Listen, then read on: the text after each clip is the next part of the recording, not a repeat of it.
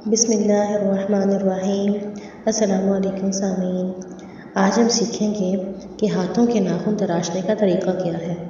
इसी तरह पाँव के नाखून तराशने का भी तरीका क्या है। रसूलुल्लाह सल्लल्लाहु अलैहि वसल्लम ने हमें ज़िंदगी के हर शोबे में हमारी रहनुमाई की है। इसी तरह से हमें नाखून काटने का भी एक तरीका बताया है।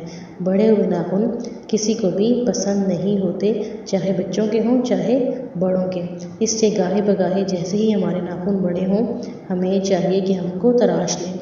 और अगर जुम्मे वाले दिन तराशे जाएँ तो उसको जुम्मे वाले दिन तराशना सुन्नत भी है। तो आज हम सीखेंगे कि ये तराशने का तरीक़ाकार क्या है। तो सबसे पहले हमें क्या करना है कि सीधे हाथ की शहादत की उंगली से शुरू करके तरतीबवार छिंगलियाँ समेत नाखून तराशें मगर अंगूठा छोड़ दें। इसका क्या मतलब है कि हमने सबसे पहले राइट हैंड सीधे हाथ की शहादत की उंगली से स्टार्ट करना है, फिर साथ वाली उंगली, फिर उसके साथ रिंग फिंगर, फिर छोटी उंगली, तरतीब से यहाँ तक जाना है। उसके बाद अपने बाएं हाथ की तरफ आ जाना है। अब उल्टे हाथ की छिंगलियाँ मतलब छोटी उंगली से शुरू करके तरतीबवार अंगूठे समेत नाखून तराश लें।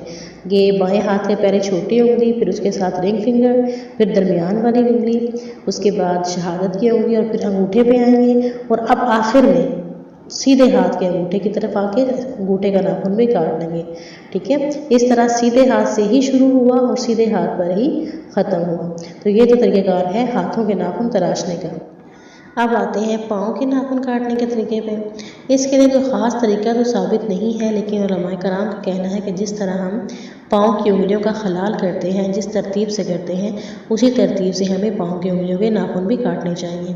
तो सबसे पहले हमने राइट जो हमारा पाँव है, सीधा पाँव, सीधे पाँव की छोटी उंगली जो है, सीधे पाँव की छोटी उंगली से स्टार्ट करना है। एक तरतीब से अंगूठे की तरफ आना है, छोटी उंगली, फिर उसके साथ वाली, फिर उसके साथ वाली।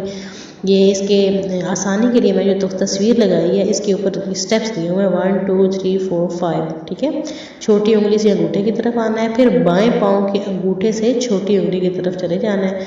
इस तरह हमारे ये पाँव के नाखून भी सुन्नत के मुताबिक कट जाएंगे। ये सफाई की सफाई हो जाएगी और सुन्नत का हमें सवाब भी मिल जाएगा।